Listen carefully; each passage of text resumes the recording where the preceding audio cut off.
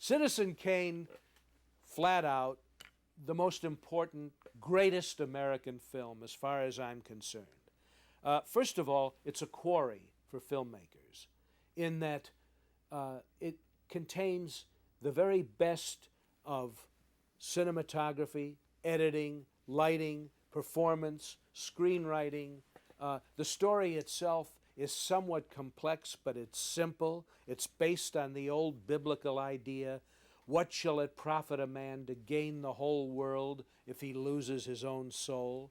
No film illustrates that better. It's the reason that I became a filmmaker. The first day that I saw Citizen Kane, someone suggested I see it. This is about 40 some odd years ago. I went to see it and I stayed in the theater all day. I saw 8 performances in a row. It's the only lesson I've ever had in filmmaking. More importantly, it has influenced so many other young people to become filmmakers because you can see how the power of the filmmaking process can set to work to make a very original creation that could not be done on the stage, in a novel, in a painting, in a photograph, in any other medium. Citizen Kane comes from the intelligence, basically, of one young man who was so gifted, Orson Welles, so gifted and so fortunate in his collaborators, specifically Herman J. Mankiewicz, who co-wrote the screenplay, and Greg Toland, who photographed it.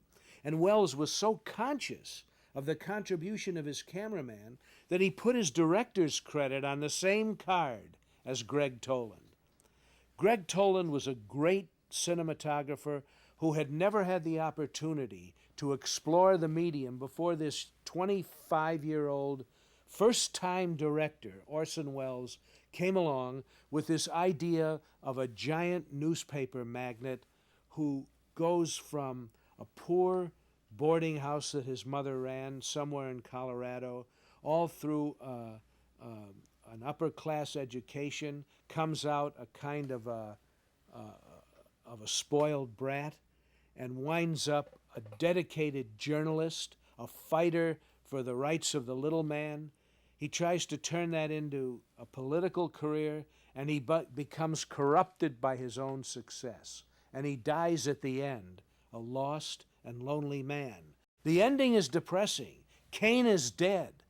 Nobody in the film knows what his last word, Rosebud, means, but the audience finds out at the end.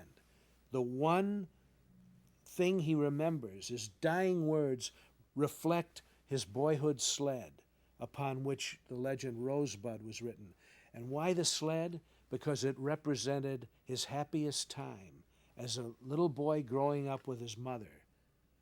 Very poor. He doesn't remember moments when he's celebrated by the whole world or sitting on top of the world or being successful acquiring all these newspapers.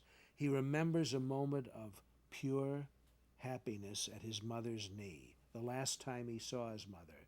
My God, to reduce the entire story of America at that time to one word that resonates with everybody, it's absolute genius. I know that for, God knows, about 60 years, international film critics have hailed it as the greatest film ever made, or one of them, for the same reason that we still listen to Mozart. We still listen to Beethoven. We still go to see the paintings of Vermeer whenever they're on exhibition. Why? Because in a changing world, some things just get mellower and better, like good wine. Citizen Kane is like a great wine. It just gets mellower and better as we see it in relation to what came after.